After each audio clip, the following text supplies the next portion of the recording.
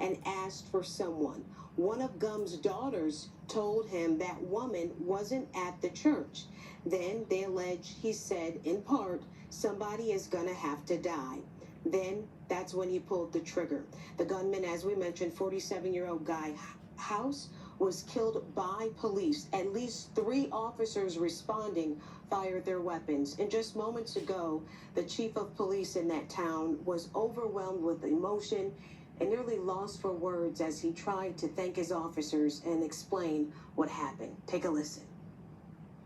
And I just want to say to my officers and the other employees,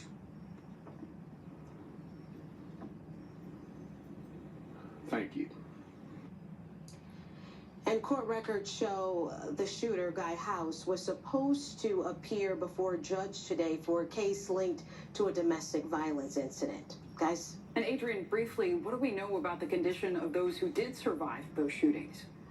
The pastor and his daughter's husband are still listed in critical condition. That state trooper is in stable condition, and officers are praising a family of Good Samaritans for because they want to thank them and speak with them. Guys? Adrian brought us for us. Adrian, thank you. President Trump is threatening these largest trading partners today. The president says he will hit all Mexican and European Union goods with a 30% tariff.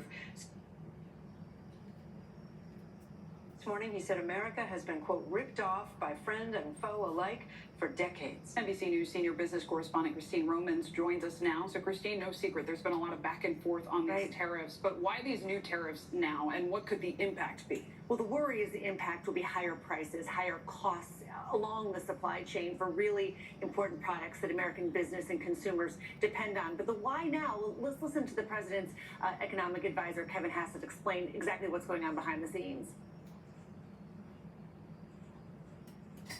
Making deals for the American people, and we've got to see where the bottom line is. That some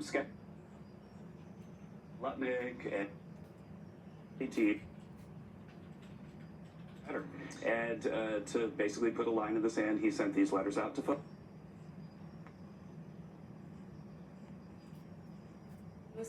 Tariff. He wants to put these heavy duties in the system, and he thinks that's ultimately good for the American economy. We haven't seen it yet in consumer prices yet, but the big feeling is that this is the calm before the storm. Early on, we were seeing Wall Street react. Not so much. It was peak uncertainty a few months ago, and now Wall Street has. I mean, you're looking toward a record high in the Nasdaq today. Why in the world would stocks be at a record high?